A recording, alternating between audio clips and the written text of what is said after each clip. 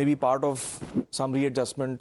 Santosh ji was mentioning about the fiscal expenditure that has risen on account of welfare. I think instead of taxing the super rich, I would say we should pursue the privatization policy that the government has already kind of announced, and it has been in place for the last 3-4 years, but not much has happened on the privatization front, except for Air India, of course. So I think that's a better way to... Is that because it's politically a hot potato? The moment you get into privatization, you know, you put it in full gear, suddenly you will be called Soot Boot Ki Sarkar, crony capitalism, etc. No, I don't think so. The way the privatization of Air India was received, I think no one really contests that anymore, apart from obviously the vested interests such as the labor unions in whichever industry is affected like that. So by and large, I think that is a better path than raising taxes even further. Okay. Jivel Narasimha Rao, give us 3 things that people will feel happy with today.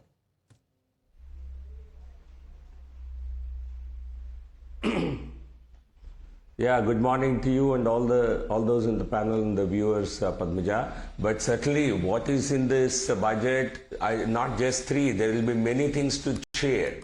And what is that going to be? You'll have to wait and hear the speech of the Honorable FM, because only she knows, and the government will know when it is presented to the cabinet.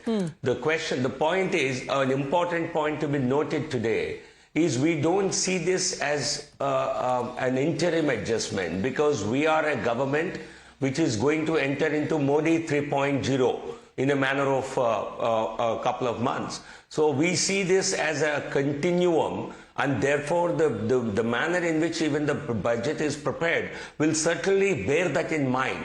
So no one should think that this is an outgoing government. This is a government that is going to remain in power, which has delivered very strongly on economic performance. Even in FY24, we are expected to grow at 7.2%, more than twice that of the world growth. We have become the 5th largest economy from 10th, 11th that Congress governments left us in 2014. This has been a government which is not just growth oriented, which has zero tolerance against corruption, and you've seen an evidence of that in Jharkhand yesterday also. This government and no minister has ever faced any kind of even a tinge of corruption in the last 10 years. Okay. So this is our track record: growth, then equity, massive expenditure on welfare. I think to call it populism is completely, I think, unacceptable.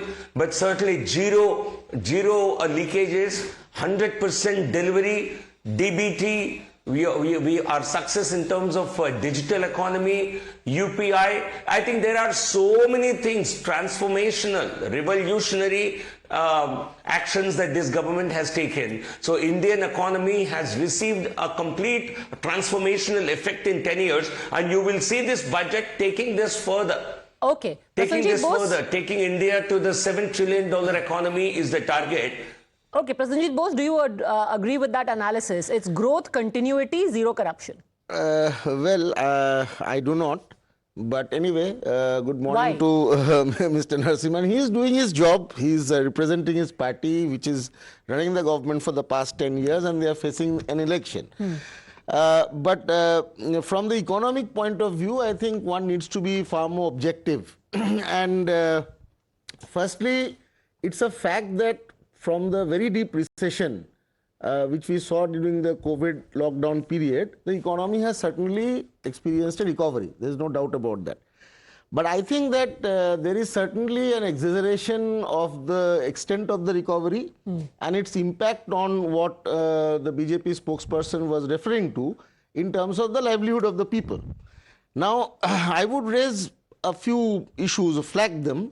First of all, in terms of the growth rate, there is a debate, and a serious debate. It's not a question of a political tutu-meh-meh, but it's even Arvind Subramaniam has written about it, whether the direction of the economic performance is, whether the official data is capturing it correctly. Because the nominal GDP is showing a downward trend, whereas the real GDP is not. And this is happening because of the way GDP is being measured in India. And if you look at the latest IMF observations, IMF is not agreeing with the 7.3% growth rate. They, just 2 days back, they have released their forecast. They are saying that this year we will only be growing by 6.7%. Now, even they may be wrong. But the point is that there are data issues. So before celebrating the fact that, we are still on a 7% plus growth rate trajectory, some degree of sobriety is required. Okay.